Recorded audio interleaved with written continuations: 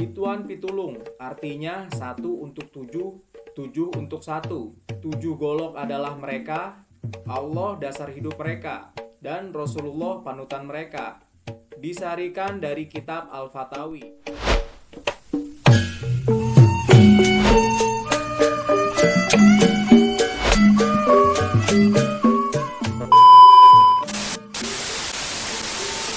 Pergi ke sungai memancing ikan, ikan kecil, ikan arowana. Salam sapa saya ucapkan, Assalamualaikum teman semua. Ajak anak petik kecapi. Anaknya malah metik buni.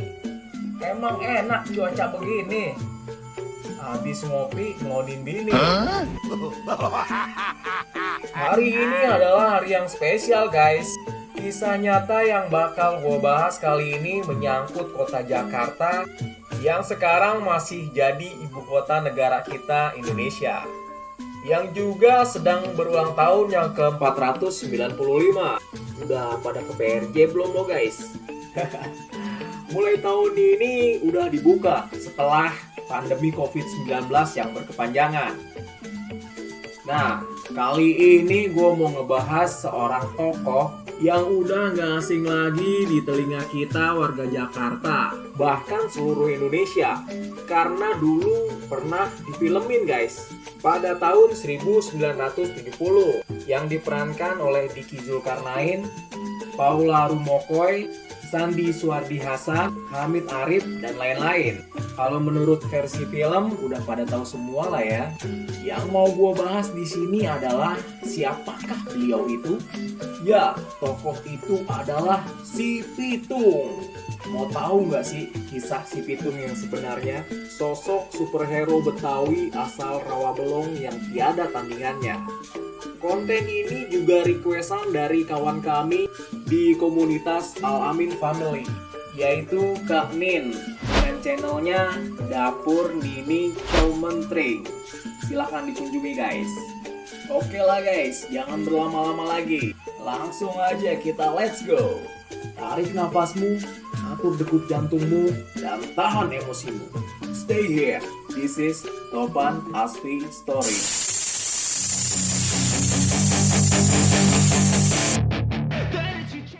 Guys, mungkin sebagian daripada lo semua udah ada yang tahu ya, kalau si Pitung itu bukan nama orang seperti si Jampang atau Sabeni, tapi singkatan dari Pituan Pitulung, yang merupakan salah satu organisasi perlawanan masyarakat Jakarta yang dibentuk pada tahun 1880 Masehi oleh Kiai Haji Naipin atas saran para pejuang Jayakarta dan sesepuh adat tempo dulu.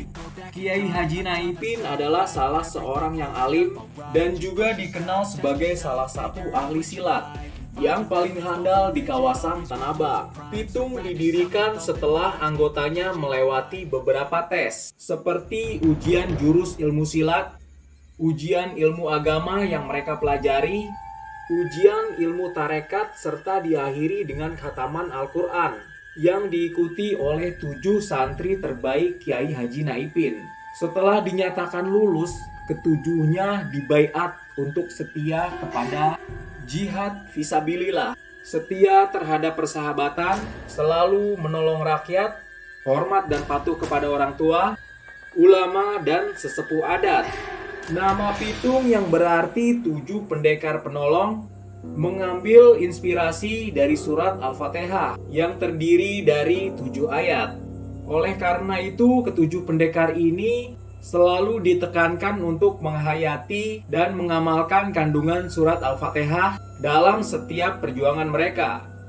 Di antara ketujuh pendekar itu, maka dipilihlah satu yang terbaik untuk menjadi pemimpin mereka. Jatuhlah pilihan itu kepada salah satu murid yang paling dicintai oleh Kiai Haji Naipin, yaitu Raden Muhammad Ali Nitikusuma, atau yang biasa dipanggil Solihun.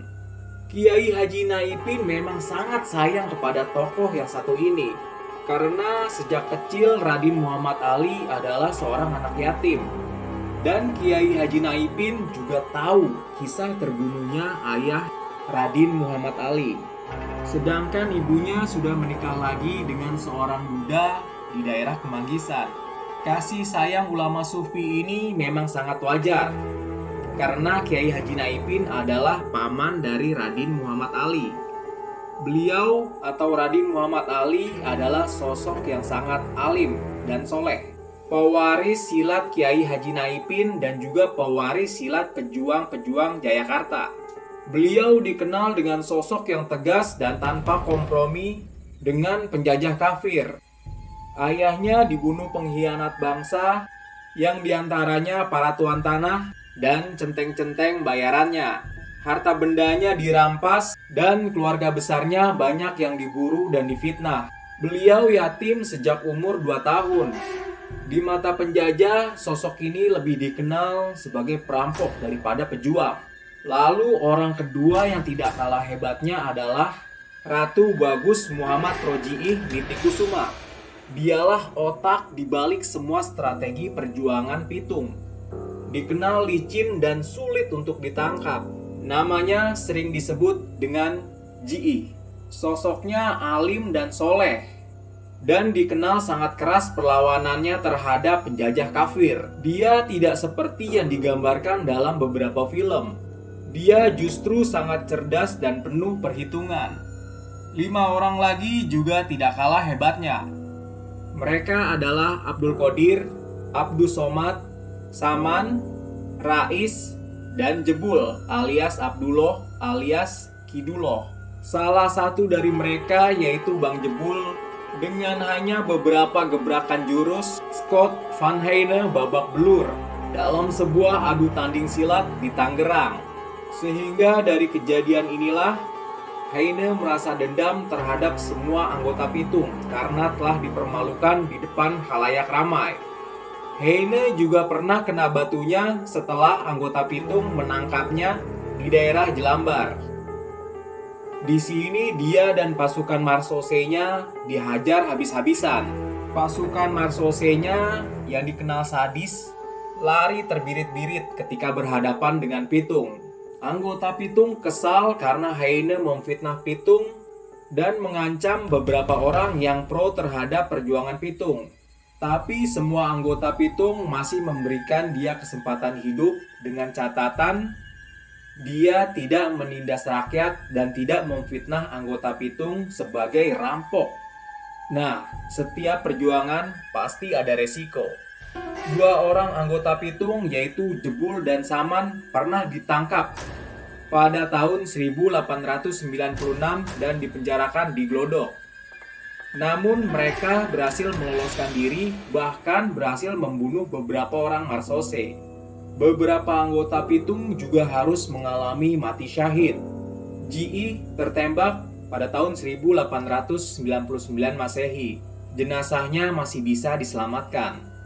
Namun tidak dengan Raden Muhammad Ali.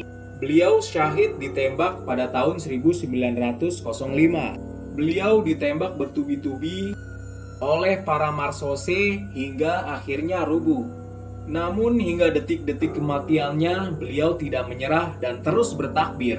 Setelah syahid, jasad Muhammad Ali dimutilasi penjajah kafir melalui para inlander yang menjadi saudaranya sendiri.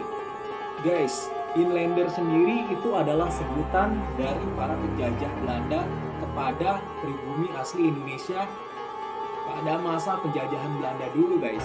Jasad Muhammad Ali yang tidak sempurna kemudian disolatkan oleh para alim ulama di kawasan Selipi dan sekitarnya untuk kemudian dimakamkan di daerah Bendengan. Para sesepuh yang berada di daerah Jipang, Pulau Rogo, atau sekitar Selipi, Palmerah, Rawabelong, dan Kemandoran sangat berduka dengan kematian salah satu pejuang mereka. Pitung adalah fakta sejarah, guys. Kisah mereka tercatat dalam kitab Al-Fatawi.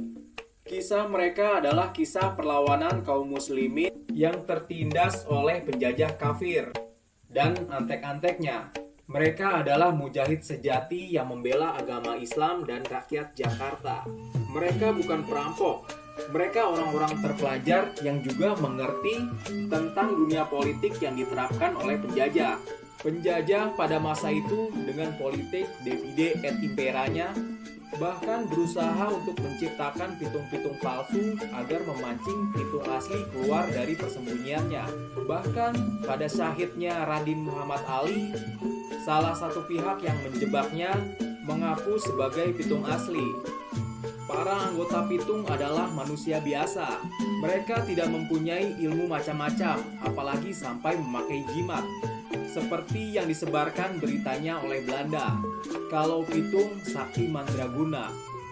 Isu peluru emas pun dibuat-buat dan disebarkan kepada masyarakat agar Raden Muhammad Ali dianggap sosok yang sakti. Namun ternyata Belanda lebih hebat. Jasadnya sengaja dimutilasi agar masyarakat kehilangan jejak sejarahnya dan juga tidak bisa menziarahi makamnya. Namun sekalipun jasadnya terpencar, kisah kepahlawanan pejuang tangguh ini tidak akan pernah hilang di tanah Jakarta ini. Semua anggota pitung hanya diajarkan ilmu bela diri dan juga ilmu-ilmu agama seperti tafsir, fikih, hadis, tasawuf, ilmu alat, dan juga pengetahuan tentang strategi-strategi perlawanan. Mereka juga melek politik terhadap perkembangan pada masa itu, sehingga karena lengkapnya pengetahuan mereka, penjajah menghabisi gerakan ini sampai ke akar-akarnya. Pituan pitulung artinya 1 untuk 7, 7 untuk 1. 7 golok adalah mereka, Allah dasar hidup mereka, dan Rasulullah panutan mereka. Disarikan dari kitab Al-Fatawi yang ditulis ulang dari tulisan lama ke dalam bahasa Arab Melayu oleh Al-Alamah Kiai Haji Ratu Bagus Ahmad Syai atau Kumpi Syai atau Babe Betawi atas perintah Guru Mansur Sawangyo tahun 1910 Masehi di Jakarta. Demikianlah kisah yang sebenar-benarnya tentang perjuangan pitung pada masa penjajahan Belanda. Semoga dapat menambah wawasan kita semua dan dapat diambil hikmahnya dari pembahasan kita pada hari ini. Sekali lagi saya mohon maaf atas segala kesalahan baik yang disengaja maupun yang tidak disengaja. Terima kasih atas perhatiannya. Akhirul kalam. Assalamualaikum warahmatullahi wabarakatuh.